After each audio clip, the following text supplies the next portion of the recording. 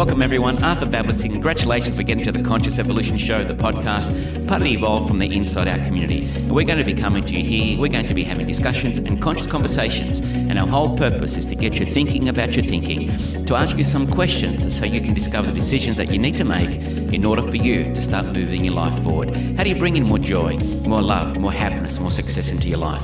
You see, leadership, success and happiness, it doesn't just happen, it's cause and effect. Being a world-class therapist, an extraordinary coach and heart-centered healer requires you to do the inner work, to continually grow and evolve. In this podcast, I'm going to share with you what I've learned on my journey in this wonderful field, blending modern science, traditional wisdoms and spiritual laws to help you to discover that essence inside of you and ask yourself the questions to help you to finally break through. Here's a question: who would you be, what would you do, and how would you feel if you already had blank? Think about that. This podcast is going to help you fill in the blanks. This is Arthur Bablis.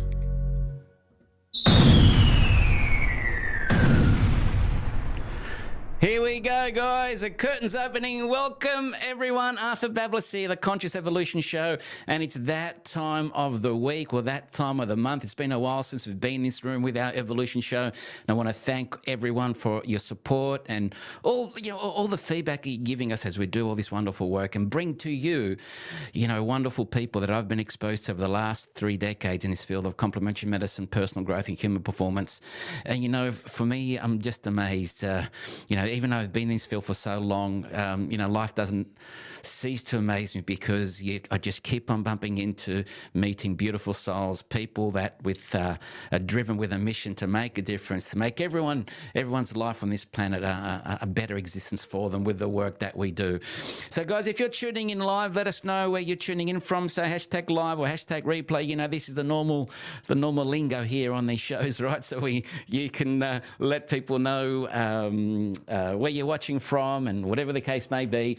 But today, guys, I have got a very special guest. I'm going to have an awesome conversation with a gentleman that I've met a few years back now. And, it's interesting because the connection between this gentleman and myself is my brother, and I call him the magician and he calls him the witch doctor. So I might talk about my brother Pete for a second there when I bring him down. But what really connected me with this gentleman is not only his story, but the work that he does. You're going to meet this gentleman who came from a corporate career, a high-flying corporate career, making a big impact with the role that he was doing.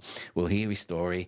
And to going on a journey to I suppose, finding himself, to reclaiming his health and reclaiming, I suppose, his essence and understanding what his purpose and his calling is. And now, really, being one of the main yoga nidra, meditation teachers, Vedic meditation here in Australia, not in Australia, worldwide, got a huge business creating wellness retreats, Himalayan breath work, meditation. Guys, I just want to let's bring our guests down. Everyone put your hands together. Let's bring on down. Let's see, where's my... put your hands together. Bring on down Geoff. Come on, Geoff, come on down. The crowd's going wild, Geoff. All right. Please stop it. We might even have to put some fireworks on for you. There we go. Let's put some fireworks. I love it. So, Geoff, thank you so much for making time today. I know you've got a busy schedule and doing a lot of wonderful things. And for the time today, just have a conversation. It was great for us to reconnect recently again, even though we sort of connected a couple of years back through my brother Pete, the magician or the witch doctor. So, we'll give him a plug, all right? So if anyone hasn't seen Dr. Peter Bablis yet in Double Bay here in Sydney, you need to go see Dr. Pete. He's a magician. 100%. He's a witch doctor. And from a physical, mental, emotional, and spiritual perspective, I mean, he's someone that can understand all those levels and help you on your journey. I know he's done that for me. I know he's done it for you. I think that's probably what binds us together here, Geoff. And you went on your journey, right? And then we connected a few years back, and I started a breathwork program with you. And I think the universe put us back together again to have a chat. And I went and saw Geoff last week at his home in Clovelly, and I'll talk about that later on. But anyway, Geoff, thank you so much for being here. How have you been? How's your day been like today? Well, today's been okay, actually. It's been pretty busy today. And also I was working until about 2 o'clock in the morning last night just because I've been working on a project with a friend that I you know, for a big event that we're doing like in Singapore and stuff like that. So yeah, we had like a lot of stuff to get done. So today's been a bit more of a cruisy day for me today. Awesome. So that's the wellness retreat, the big event that you're running in Singapore with a number of other providers. So we might talk about that later on. That's all, be interesting to hear about that. But Geoff, look, your bio, Vedic meditation, Vedic astrology, Himalayan breath work, your business, Find Your Calm. And if anyone wants to find Geoff and find their calm, go to findyourcalm.com. I'll put all the details in the links in a second, but your business, Find Your Calm, it's, the last, I suppose, decades, it's really exploded because you're doing work, tools and techniques that have helped you, but started to help hundreds and hundreds and hundreds of people. So just tell us the Geoff Rupp story. Where did you come from and why are you doing what you're doing now? I came to your place last week, and what really was, for me, a humbling experience. For me just to take a deeper dive into this Vedic meditation, like a transcendental meditation. And I loved that before we started, we had a little ceremony, a puja ceremony. And I had to bring some flowers and a couple of sweet fruit. And it's a great process to honour what it is about to do and what we're going to talk about and connecting to other parts of ourselves. And that was quite special. And that's your life now. You've went from a high-flying TV executive, how many channels are you looking after, right? And how many staff to actually doing what you're doing now. So tell us that. I want people to hear about your story, Geoff. Yeah, I mean, I was at Channel 10 like for a long time, for 10 years. I mean, I started in North Queensland. So if we go back to the beginning, like I grew up in far North Queensland in this little town called Ingham, if anyone knows where that is, near Townsville. And then when I started working in regional television up there actually in Townsville, and then I ended up moving to Sydney when I was about 21. And then I got given an amazing opportunity when I was 23 to go and live in Hong Kong and go and work with Rupert Murdoch and stuff and launch 42 channels in Hong Kong in Asia. 42 channels in Hong Kong. So I went and did that because all those channels went out to all of Asia. Yeah. And then I went to Malaysia after that and did 2 sports channels. And then I went to London after that and did Disney Channel in the UK for a few years. And then I came back to Australia, and then I went to Malaysia after that and did 2. And then after that, I went to Foxtel. And when I was at Foxtel, I had like 70 staff, 5 channels, all that kind of stuff. And then and then after that was working. Was that Channel 10? Pardon? Yeah, go. Well, I just want to stop there because, when people think about that, being in TV, being at Fox, having that responsibility of so many channels in Asia, 70 staff underneath you, I mean, people would automatically think that's like a high-powered role, right? That's like you're full on. I mean, how did you manage that? How were you able to cope in that role? I think at the beginning it was okay because I had youth on my side, so I think that when you're younger, it's like easier. You think that you're a bit invincible anyway. You can go through and you can almost even burn the candle at both ends as well sometimes, and working in media, you kind of do burn the candle at both ends sometimes. And then I just think that going through that whole process, it wasn't until I did get into my 30s really that I started to, my later 30s, that I started to realize I'm stressed, and that's what actually led me to learn Vedic meditation. I was doing other types of meditation first, but I couldn't find anything that I wanted to consistently do until my friends I had a few friends that were already Vedic meditators who were like, you need to go and do this one. And I was like, I don't know, I'm already doing my other stuff. But then I ended up going and doing it. And it was really the catalyst that changed my whole life, really. It took me on a whole, I didn't realize, like, at the first few years that I did it, I just did it as a practice. It was a 20-minute day practice, and it was something that I did as a stress management technique, and I just was using it for that until I really love to, I don't know whether this is a digression, but when we were talking last week and you're telling me how you incorporated that practice into your routine at work, at the TV channels, and like you had a group of people that you text each other, and it's like into the meeting room or into like a church next door, and you did a 20-minute meditation. Like you'd close your doors and just did a deep dive, 20-minute of getting into that lower vibe or deep states, I suppose, so the body can recuperate and come out and be re-energized and keep on doing what it is that you're doing. Tell us about that, because I think that's awesome. And also for people to think about, how can they integrate some of these tools, which they might think is a bit woo-woo, in the modern day? Because I think that's the secret. How can we bring these ancient principles and tools that we can learn from the people in the past, have had a different type of lifestyle and wellness and happiness and fulfillment and this vitality, how do we bring it to deal with the modern world? We don't need to be in a, wake up at 5:30 in the morning, get the sunrise, and have all the beads on us and chant. I mean, you can do this anywhere, right? And you Yeah. guys were doing it in a, a meeting room. Office, in a meeting room in an office. Yeah. I mean, most of the time, I mean, I think the thing is as well is that most people forget to prioritize themselves.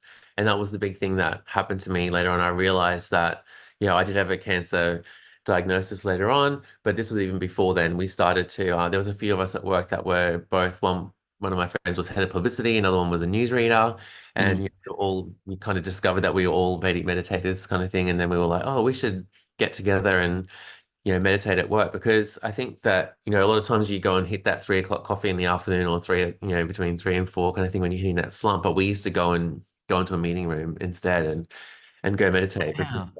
So your 15-minute break or 20-minute break at 3 o'clock wasn't a coffee break or a ciggy break or a can of Coke break. It was a meditation break. yeah. In, And it's just, because that 20 minutes of meditation is equal to up to 3 hours of deep rest. So a lot of times just sitting there in the office, and we weren't in the room talking, we would just go in there, shut a door, and we always tried to pick the office that had because a lot of the offices these days have like glass offices. You couldn't do it in yeah. there, but we always had to pick the one that was around the corner that had no glass.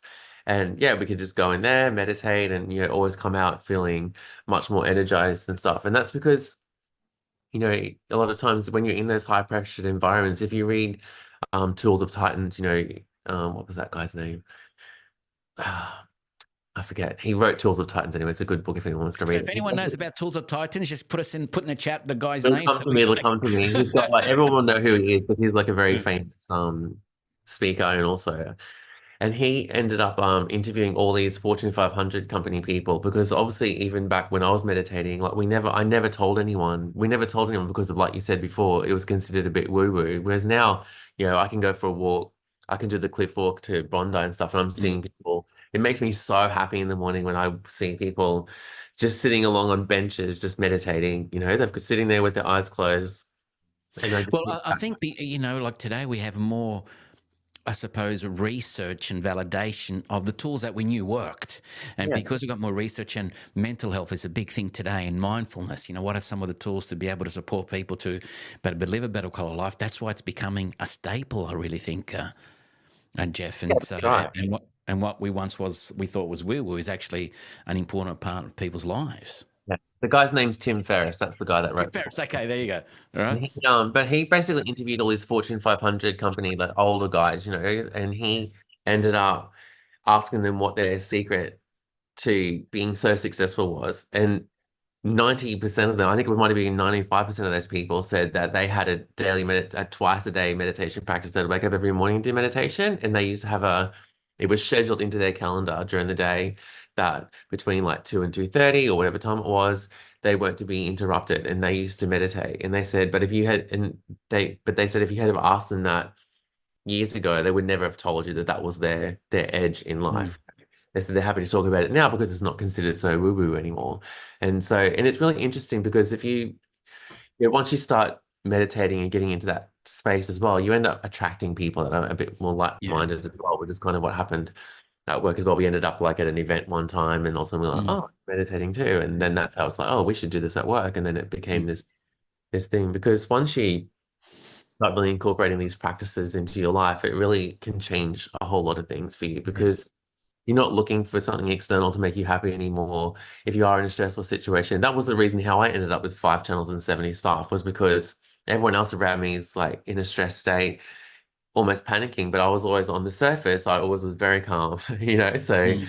I think that, and it was really interesting, because when I was at Channel 10, especially in my younger years, I was actually known as someone who was a yeller. Like I used to yell at people, but mainly because I think I had bosses before me who were yellers, and you know how it's like Yeah. really how you carried on. You don't realize until you can look back Mm. contemplatively and reflect on it, and you think like, oh, that's only because that was my person that I was kind of basing myself off, And if I wanted something done, or if I wasn't happy at something, I would scream at people. Yeah. And it wasn't really until I left and for a while, then when I was at Foxtel, I was definitely like calm, very, very calm person, you know. And people used to say sometimes at Channel 10, it used to come back to me sometimes where people go like, "Oh, does he still yell at people?" And they're like, "Geoff, like, he doesn't yell at anybody." So it was really interesting how, you know, that kind of thing happened too. But it's because you're like, underneath you might still be pedaling a lot, but Yeah.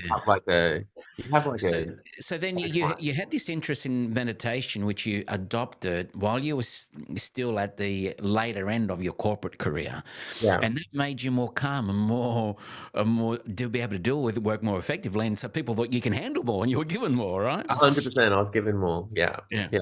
And what happened then for you to say, you know what, no, this isn't for me. I want to go down this pathway because you went on a huge journey. Like you traveled and you spent a lot of time in India with your mentors and teachers to learn this Yeah. stuff. I mean, I used to go to India. I started, once I really got into meditation, I really started to, because January is like non-ratings period in television. So that was Mm, really the only time I was ever allowed to go away.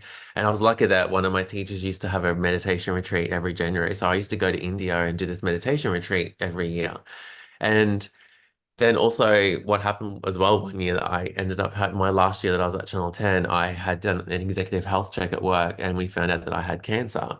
So, mm, and it was not kind of found accidentally. I had like no symptoms and that was something that kind of threw my life into a bit of a, spin in a way. And then it was, and then a few months after that was when Lachlan Murdoch and James Packard bought Channel 10 and they ended up going like, oh, everyone above this line needs to go kind of thing. And so I was also made redundant at the same time because I never really told anyone.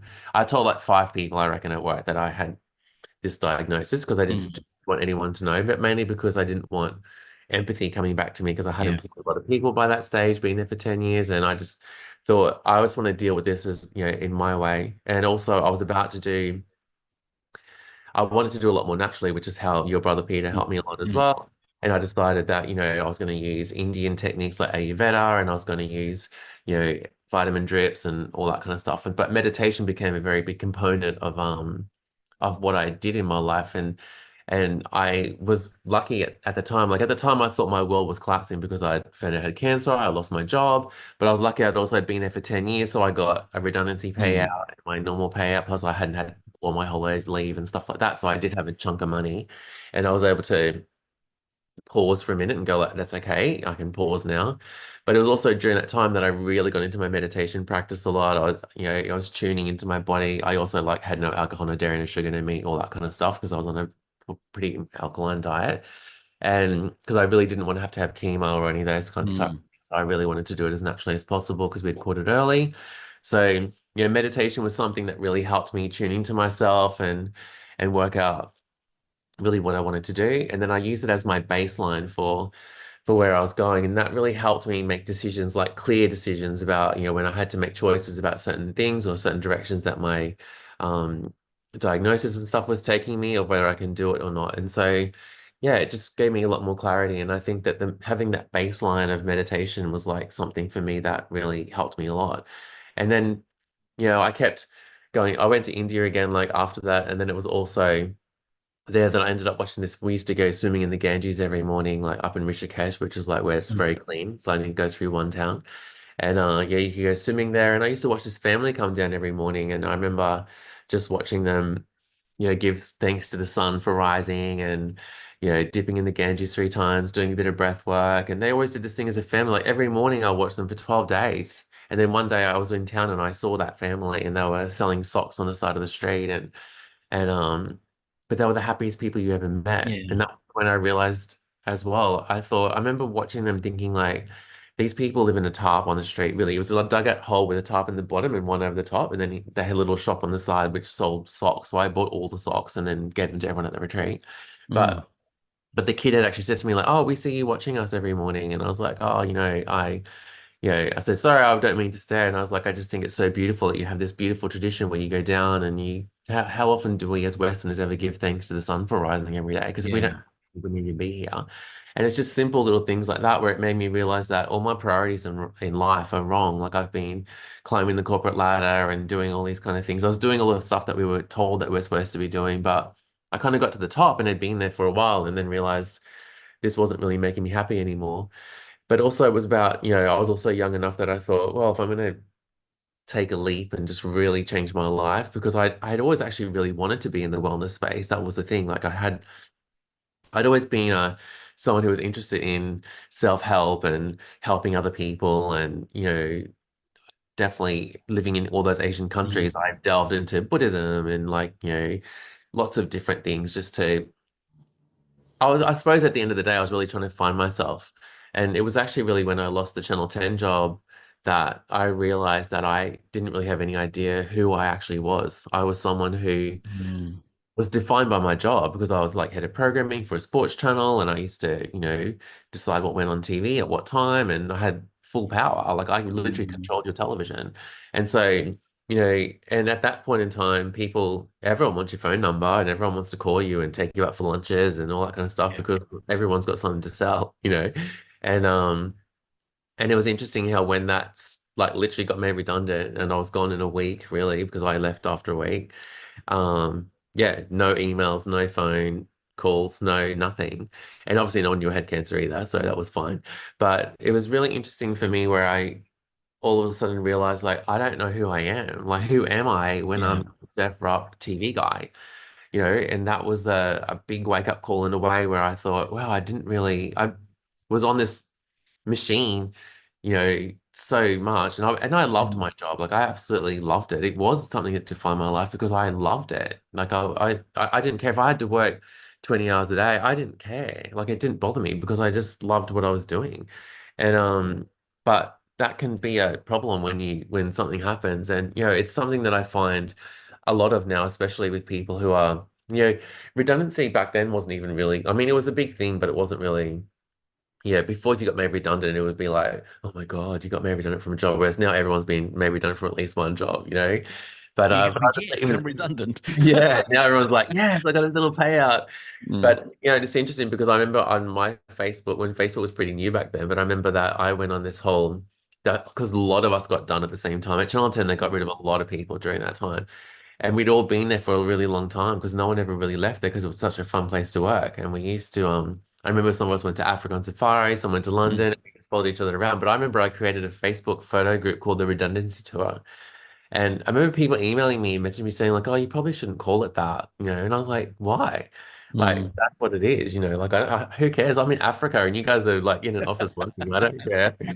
And yeah, but that was the thing that really for me, once I, took some time to really, go inward a lot as well and start working out, it was definitely a whole process of rediscovery. That's what it was. I had to go, who am I when I'm not that person? And that's really the thing that was the catalyst that really Mm. started to change my life because I had to work out what it was that I wanted to do. And that's why even though I ended up going back to TV and had a big, then I was head of the general Mm. entertainment house with Foxtel for a few years as well. Like, it was actually when I was doing that there that I realized like, oh, this isn't floating my boat in the way that it used to anymore. Mm. And I needed to do something different. And I thought, do I really want to chuck away something that's paying me a few hundred grand a year and go back to zero? Or do I want to, if I stay here, then this is probably where I Mm. need to be for the next, I need to commit to doing this for another 20 years probably. Mm. And that was like the decision. And then I decided that, in meditation as well, or in the spiritual, in the Vedic worldview of the way you look at things, that if you take a leap in life, then nature supports you in ways that you didn't actually know. And so we get, if you read lots of scriptures and you read lots of texts Mm. and stuff, that's what it says all the time. But most of us are so used to staying, our egoic mind wants to keep us in a really safe space all the time. We don't want to be taking risks. Well, we think it's a big risk because we think we're always trying to plan in our mind, like, oh, if I do that, then I'm going to have enough money for that. We don't know like who's going to call us the next day or what's going to happen and that kind of stuff. So I And think that, and I like what you say then. And most people live. It's like they're half in on the next venture. So if you're half in, you're half out. They're not taking that full leap. But when you take that full leap, like Indiana Jones, over that room, you take that step, the path will appear. yeah, that's And right. and as you said, the world conspires, the universe conspires to support the Yeah. decision, the certainty that you had. And if you have But practices, like if mm, you have meditation or breath mm, work or, certain practices as well, which are aligning you and always connecting you into yourself mm, every day, then you can follow charm. So there's charm and aversion, right? Things that mm, feel good and things that feel bad. If you don't have any practices at all, when you're trying to make decisions about something, mm, sometimes you're still making them from your mind. You're not making them mm. from that gut instinct or Wow, I that like feeling. that. The gut is really the first brain of the body. That's why they call it Yeah, that's why a lot of times all those breathwork practices are all about breath of fire and doing things that are Mm, activating because your vagus nerve like starts from there. That's where all the thing of your nutrition goes. If we don't have food mm, going in there, the gut is really the first brain, and that's where we said like follow your gut. That's really the first brain. And if you don't really know, if you don't have practices to ground you and keep you in place, when you do have those fluctuations, then the fluctuations aren't so bad where you're not getting stressed mm. or anxious about stuff. It can be something and go like, well, what direction do I need to move in? And that's what helps guide you along the way. It's a secret, actually. So what I'm hearing is where, a lot of people, they live to find certainty in their life, all right? And it's these practices that allow you to connect to your body, or that other intuition, get out of the ego mind, connect to the body, to actually get that certainty. So it's with those practices you get certainty that this is the step I'm taking, this is what I'm aligned with, and I'm taking that step, and that's how the universe, I suppose, aligns to support you the decisions. It's like when people make decisions and they're not sure and they're hoping it works out. In Yeah. fact, they're not 100% in. They're not necessarily moving forward with a sense of certainty. They're already in a vibration where they're going to be attracting uncertainty and supporting the doubt which they have in their unconscious mind or in their body.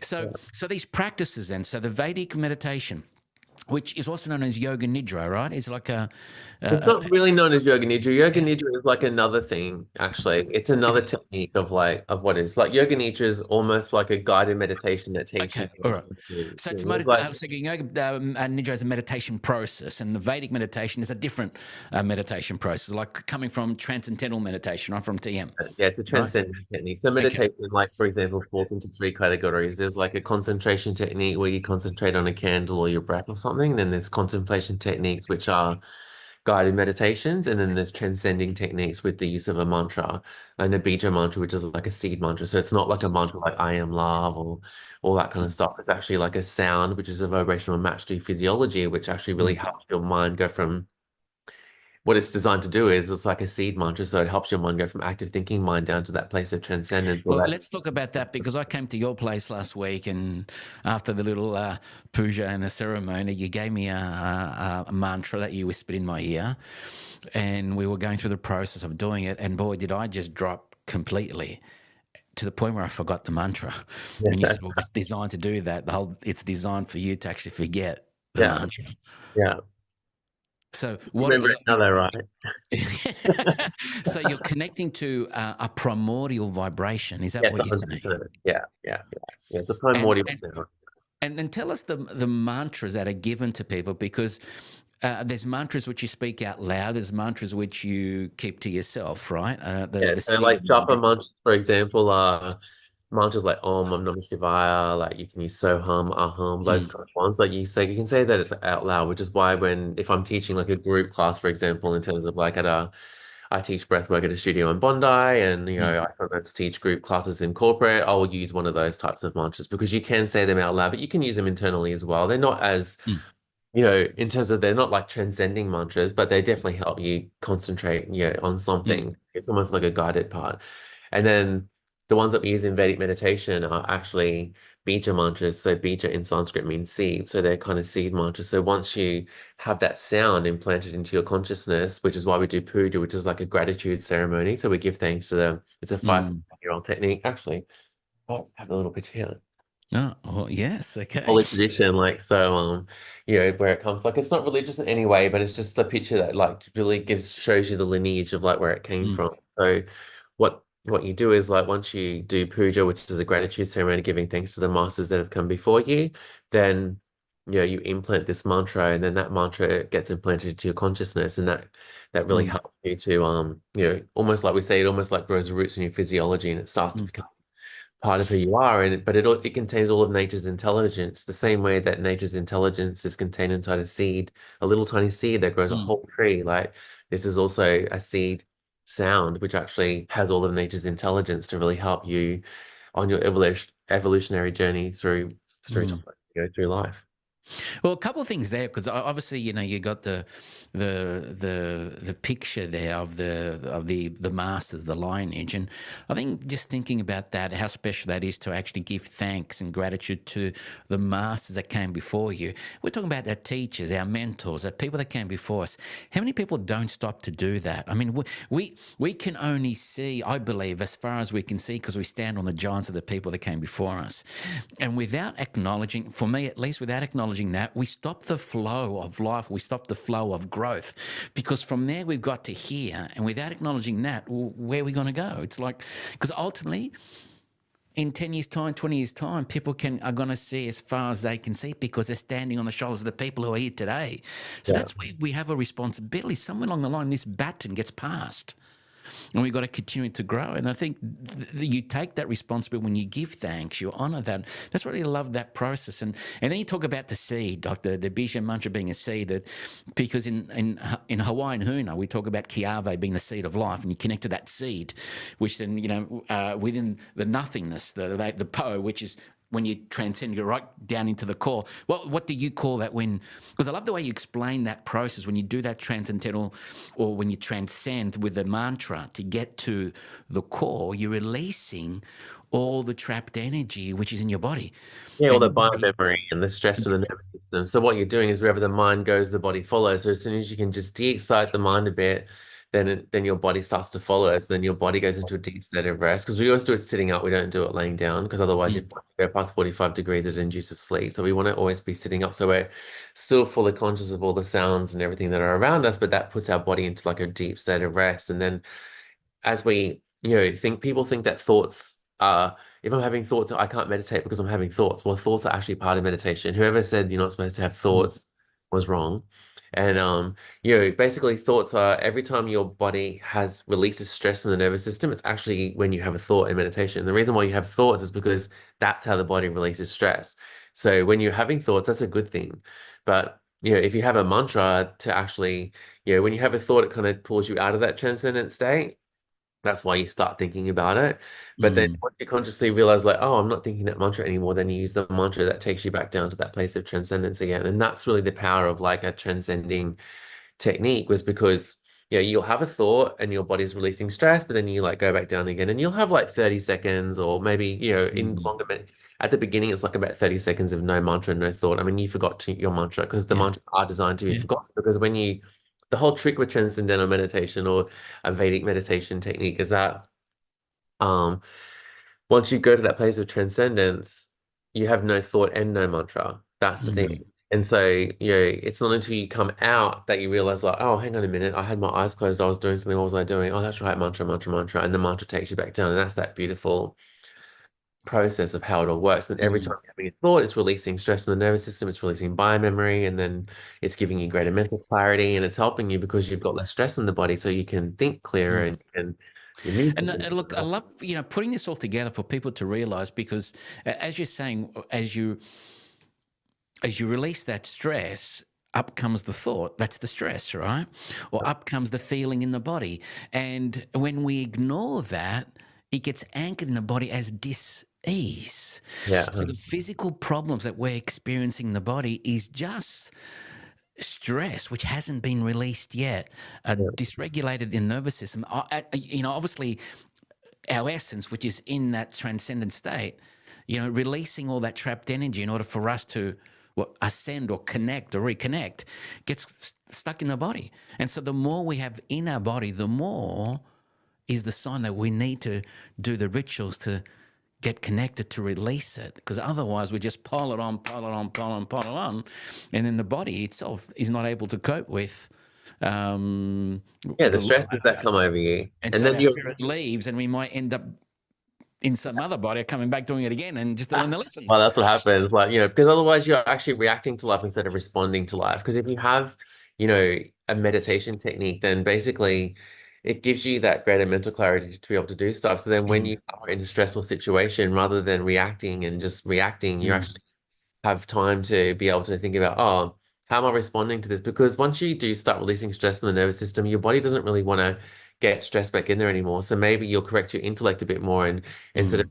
saying that thing to that person, you'll think like, if I say that, I'm going to get this response. So I'm not even Mm. going to do that. I'm just going to do it. And that's the whole thing. It can start to really change your actions and it starts changing your response. And so you have a different outcome. And that's how it really starts to change your life. Like people hear that it changes your life, but that's really how it does. It's because it starts building up what we call adaptation energy. And adaptation energy, a lot of times if we wake up in the morning, we get some adaptation energy, but then we kick our toe, maybe have a fight with someone, get cut off in Mm. traffic, we're just responding. But with meditation, because it's giving you that really deep rest, it's building up that battery power of adaptation Mm. energy. So we can still get cut off in the car, have a fight with someone, do whatever, but we've still got like a buffer there to be able to respond to I love situations. that. It's like you're charging the battery. So you're out with your Tesla car and you've got to charge the battery, otherwise you're going to run out of battery. 100%. Right? Yeah. Okay. So, look, well, geez, we can talk all day, and there's a few more things I want to talk about because we were talking about meditation. So, because lots of people are listening. So, if there's a couple of tips you can give people who have yet to start a meditation practice, where could they start? What could they do? And obviously, we're going to let people know how they connect with you, but also want to talk about breath work in a second and your astrology, all right? And then let people know how to find you on that. But so, what are some tips we can give them to start a practice of these rituals? I mean, look, breathwork is a really good way to at least start. I do have a YouTube channel that does it's called just Geoff Rupp Find Your Calm. It's easy to find. I mean, that one there has like 20-minute, I've created a whole lot of series on there that actually has breathwork practices that you can use because sometimes like people prefer to have that breathwork first to be Okay, able so to do like, let's say we can get the links in here. So there's a YouTube channel, Find Your Calm. That is your website, right? Findyourcalm.com. my website is actually geoffrupp.com is Okay, my Geoff actual Rupp. website. Okay, Yeah. all right, yeah. And because I really changed it over. I was before Geoff Rupp meditation and stuff, but now that I Gotcha. have all the other modalities, I really rebranded last year just to to find your calm. But so you can find your calm through astrology, through breath work, through meditation, like depending on what modality you want Okay, to. so let's just put that in the chat. So geoffrupp.com, because that's where they can get access to your YouTube Everything. channel, Yeah. to all the other products that you have and everything else. Okay, that's all up there now. So they can go to your YouTube channel and you've got some videos on just using breath work to start Yeah, the so if someone wants process to try of. something for free, you can actually just go onto the YouTube channel and you can do a couple of different practices that are on there. And then if you really like it, then Mm. then you can do other And the stuff. breath work, tell me about that because you call it Himalayan breath work. So is that like Himalayan salt or, and so what's the difference to breath work? Well, it Because, actually people comes ask the from question. it actually comes from a body of knowledge or my teacher Anand in India. It's called Sattva Yoga. He has the Sattva Yoga Academy. Mm. So with Sattva Yoga, it's actually really because it encompasses everything, right? There isn't really just one thing. I mean, we just don't call it Sattva Yoga because yoga is all the limbs of yoga, which is breath, Yeah. meditation, mantra, mudra, kriya, it's all the different modalities. So because I started doing this like 5 or 6 years ago Mm. in terms of teaching the breathwork part in corporate especially and even just in yoga studios, it was easier to call it. He just said, don't call it Sattva Yoga, call it something else. So I called it Himalayan breathwork because that's where it came from. He's in the Okay. Himalayas, actually at the base Okay. of the Himalayas. Great. So I went there and started calling it that because it was easier. And now lots of people actually call it that, which is easier because we don't always do yoga in the class. We might just use breath. So the Yeah. beauty part about this type of breath work is that, a lot of times if you do like Wim Hof or somatic breath or holotropic breathing or all those types of other ones, that's just one type of breath work. That's not, the reason why I really love the Himalayan breath work or the Sattva Yoga breath work was because it encompassed all of it. It was like many different types of breath work. There's thousands of different breath works, but you're also using mudras, to activate different meridian centers when you're doing stuff. You're using Then that's mantra. important because we bring that in energy psychology and kinesiology, right? Because the mudras, that we go back many, many years now, like ancients, where people hold different finger positions to access different healing states, different energetic vibrations, from the hieroglyphics to paintings to Vedic to the Kabbalah, all the different finger positions. Then there's a meaning there, and Yeah. so when you do breath work, you are connecting to. So you learn the mudras. It's not just Yeah. Yeah. I've got them. Yeah. what does that mean, right? No, Okay, that's right. yeah, so Yeah, you're so it's learning like the using mudras, and mudra, it's you, also using kriya. So the kriyas are like using mantras and mudras together. So you might do like certain actions, like using a breath at the same time. And what that's doing is that's fully like connecting into yourself. So by the time you leave there, rather than doing like, let's say, somatic breath or something like that, which actually really is a trauma release process. Mhm. So people do that type of breath work and they, cry and release something, and that's all good. But I think that there also needs to be this is an integrated practice. That's the difference. Mm, So you're integrating, it's actually activating all the chakra centers of the body, so all the yeah. energy into the body. And that way, by the time you leave there, by the time all the classes are designed in such a way that, Mm, you can then, when you get up and you feel like you're fine, a lot of mm, times you feel like you're floating on the cloud, to be honest. You just like it kind of makes you high. That's what I love about it, actually. I like making mm, people high just on their breath or using a mantra or using a mudra, and people go like, what was that? Like, I can't tell you. I teach in Bondi mm, every Sunday, and it's mm. like people come to me after that class every week and go like, what was that? And I was Okay, going, so for welcome. anyone who's Like, in Sydney, all right, or anyone wants to travel to yeah, Sydney to go to the famous Bondi, so Geoff teaches face-to-face classes at Bondi every Sunday, all yeah, right? There's more he does, so we're going to talk about it. Okay, geez, we can be here all day, but now we yeah. talked about meditation, we talked about breath work, right? Tell us about the astrology now, the Vedic astrology that you've also been doing, and you're putting all that together in one of your main programs now, right? All those three things. Yeah, so I'm putting together a program which I will launch soon. It hasn't been launched yet though, but where I'll train people how to do all of it actually in a course. But with Vedic astrology, I really got led to that because my teacher, Anand, the same guy who does Sattva yoga, Mm, he was kind of renowned first who as an astrologer, and he, learned it when he was like 9 years old, kind of thing. mm, When I bring him to Australia every year, like for a bit of a tour. And so when we first came, it used to always be people used to come and do readings, and then we would do the breathwork stuff too, and he would do talks because he's pretty amazing. And it was one of those things where astrology was something that always interested me. So eventually he said he would teach a few people, and so he taught. I was one of the lucky few that started with him at the beginning. And that was something where you realize that we are fully connected to the planets, yeah. and you look at your birth chart, we look at your date of birth, place of birth, time of birth, and that's like the seed, the same way that we have the seed mantra, Mm, that's the seed event of your life, and if you can understand like where the planets were in your chart, like where you were born, you can understand what energies you're playing with in your life because we're connected to the planets by the chakra system of the body. So like Saturn's the root chakra, mm, Jupiter, second chakra, Mars is the third, Venus is the heart, Mercury is the throat, Sun and Moon. mm, And so if you understand like where those planets were, where you're born, like in which house they were in, which is which star sign, you can understand like, oh, why am I trying to be like this person mm, when actually this is the energy that mm, I would, because a lot of times what it shows you in a chart, what I really love is that it shows you your dharmic path through life. So the mm. path that you kind of the challenges and the hurdles that you came to create. Yeah, I love how you call it dharmic path because that's the fool's journey in the arcana, the Uh, cards in the tarot, right? It's the yeah, fool's journey going through the journey, the dharmic path, the or how the Greeks say how you find your telos, your path, your that's way. right. Yeah. Now, let me ask you, could Vedic astrology, because that is one of the oldest forms of astrology, right? Yeah, so I It do dates Vedic well back astrology. before Western astrology, right? Because Western astrology really was put together to work with the calendar, right? Yeah. To Yeah. 30 days every month, 12 houses. There's not really 12 houses, there's 13 houses, as we know. Yeah. And some of the constellations are smaller and larger and are not in the sky for 30 days. They're shorter or longer. No, that's And so, right. so Well, Vedic because in Vedic, astrology is it based on the visible sky, like what is happening at the moment? So, who you think you are right now may not be who you are, no, based on 100%. I mean, on Western astrology.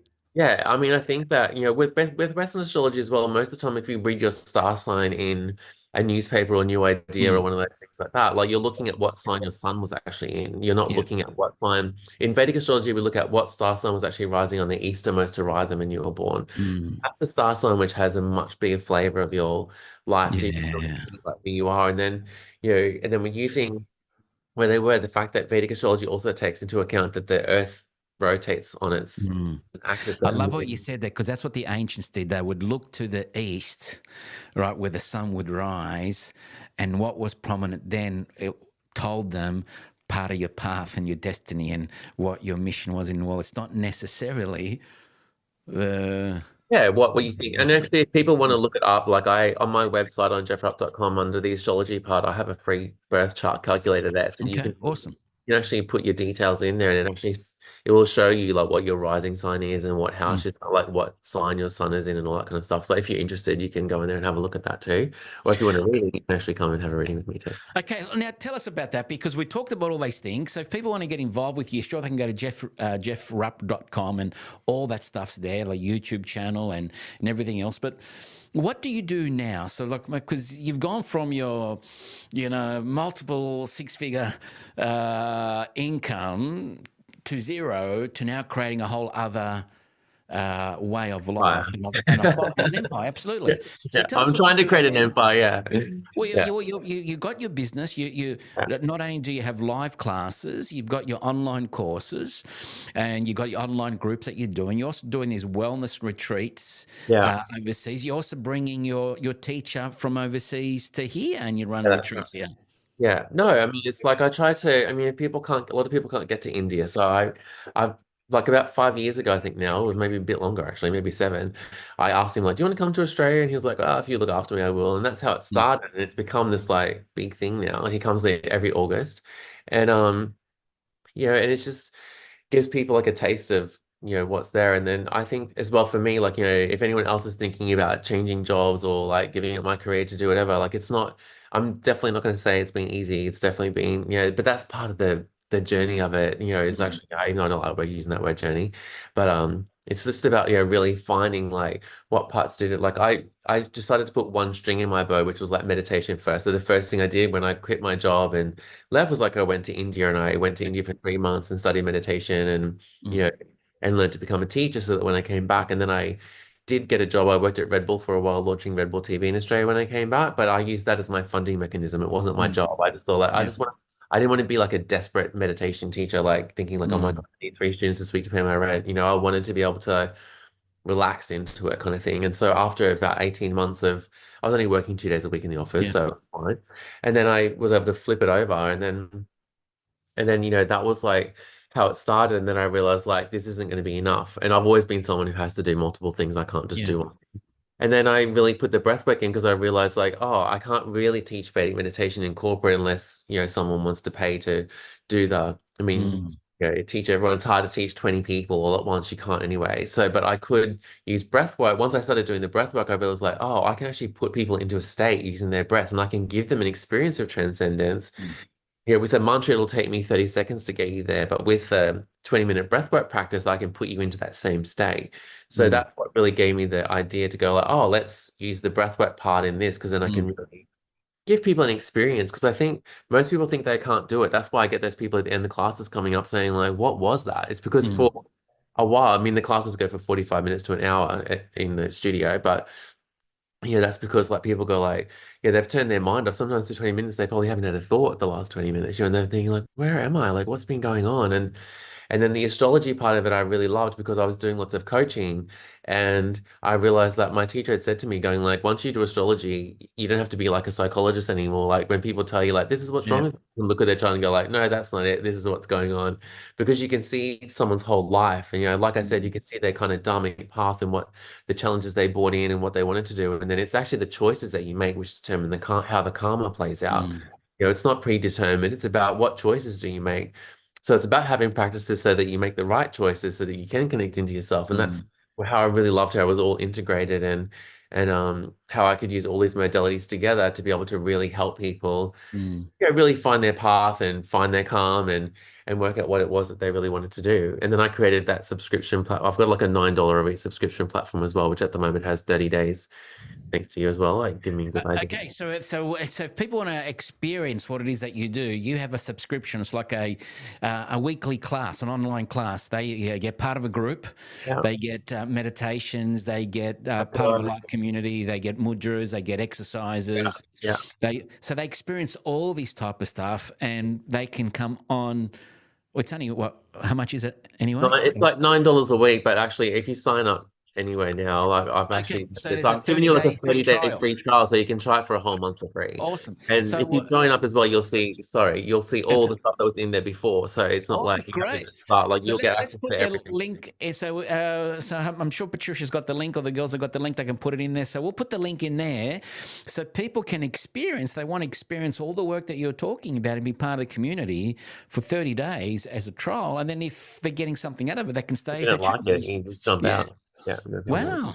Okay. So so click here to get your special gift from Geoff. We got the Jeffrey Rupp. Find your calm Geoff Rupp. So that's where they can get that information. So guys, yeah, join that community and if you really got something out of Geoff, just, leave us some questions here, or if you're watching us on replay, ask questions. We'll come back and, we can respond and get hold of you.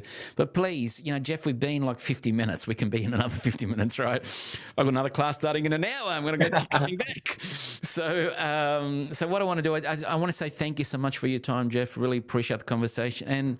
And it's great hearing your story and knowing the work that you're doing now. And personally, I came to see you last week, and I've been doing the bookends morning and night. Right. Admittedly, one or two nights I've missed, but when you do it, you notice the difference. And I love the way you said that explanation. So I want to continue with some stuff. We got more time that we're going to come and see you and do some things. Now, just to the left of you, that's the view, right? That's so if you move your camera to the left of you, is that where you got the? Well, you can kind of see it out there. Okay, so you're right in Clovelly, you got the beach, and that's where the lorikeets fly in, right? And you feed them, so it's a wonderful place that you're at. Geoff, thank you so much for being here, and really love the work that you do. We'll obviously stay connected. We're going to be doing some more work, and I'm just encouraging everyone, and I'm inviting everyone to just click on that link. It's 30 days. 30 days we get an opportunity to experience a mantra, some mudras, the community, and just become aware of the rituals that you can start putting into your daily life. And, your life will change within the 30 days when you realize for 30 days, why wouldn't you want to be investing, what is it, $9 a week? What do you say? It's like 30 days is free. So actually 30 days you get nothing. For 30 days after that. Yeah, that's right. For 30 days, I'm sure, so guys, let's all jump in that community and experience it, because I'm sure we're going to get a lot out of that. Geoff, thank you so much for being here. I appreciate it. So I'll just leave you here. I'll just say goodbye to everyone on our social media land, because we're streaming on Facebook, on LinkedIn, on YouTube. So wherever you're watching, guys, thank you so much for watching. Ask us questions, and we'll catch everyone soon. We'll be back in a few weeks' time with our next Conscious Evolution show. But thank you so much for supporting us. Geoff, thank you so much. Guys, well, you